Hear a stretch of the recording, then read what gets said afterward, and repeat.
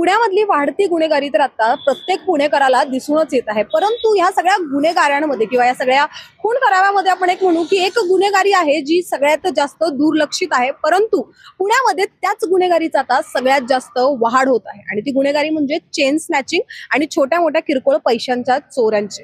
म्हणजे आता ही गुन्हेगारी अशी आहे ना की सध्या ह्या गोष्टीवर कोणाचंच लक्ष नाहीये, पण पुण्यात आता ह्याच गुन्हेगारीची सगळ्यात जास्त वाढ झालेली आपल्याला पाहायला मिळतेय।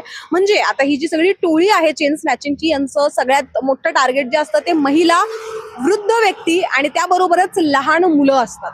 म्हणजे या सगळ्यांचं असं असतं की हे इझी टार्गेट्स आहेत, तर त्यांच्यामध्ये म्हणजे चेन स्नॅचिंगची किंवा जे सोन्याचे कानातले किंवा गळ्यातले किंवा जे काही ऑर्नामेंट्स आहेत तर त्याच्या चोऱ्या या इझी टार्गेट्सवर लवकर होता आणि याचं प्रमाण पुण्यामध्ये सगळ्यात जास्त वाढलेलं आहे। आणि त्याबरोबरच मोस्टली जे नागरिक असतात त्यांच्यावर लक्ष देणं आणि ज्यावेळेस ते एटीएम मध्ये जात आहेत किंवा एटीएमच्या बाहेर उभं राहणं आणि ज्या वेळेस ते कॅश तिथून त्या एटीएम मधून काढतायत बाहेर पडतायत, ती कॅश चालता चालता त्यांच्या खिशातून चोरी करणं।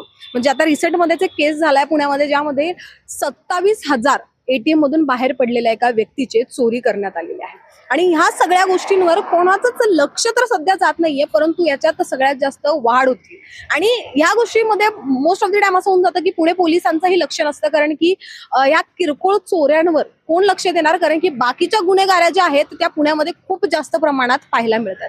परंतु जर अशा चोऱ्या होत राहिल्या तर एखादा साधारण व्यक्ती कोणाकडे जाणार? म्हणजे जी एक सोन्याची चेन, बारीकशी जरी चेन असेल, ती एखाद्या व्यक्तीसाठी तेवढ्या म्हणजे जास्त मॅटर जरी नसेल करत, पण एका मिडल क्लास व्यक्तीसाठी ती तेवढीच महत्वाची असती, परंतु त्या गोष्टीवर कोणाचंही लक्ष लागत नाही।